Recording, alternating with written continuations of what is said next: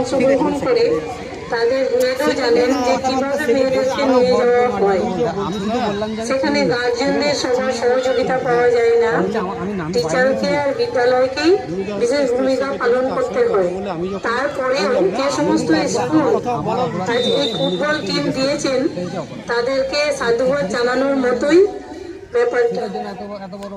পরবর্তীকালে আরো যে সমস্ত বিদ্যালয়গুলো এখানে আছে তাদের জানাবো যে আপনারা গোটা বছর। আর একটা জিনিস মাঠে দায়িত্ব পালন করতে গিয়ে দেখছি, জানি না এটা এই সময় বলার কিনা, তবুও বলবো যে সমস্ত ডকুমেন্টসের জন্য অনেক মেয়ে খেলতে পারে না, তারা যাতে পরবর্তীকালে খেলতে পারে। এখন শুধু সুব্রত গ্রাউন্ড করলো, এরপরে তো আরো অনেক গেম আছে, তো সেই গেমগুলোতে যাতে মেয়েরা এই সমস্ত সমস্যার সম্মুখীন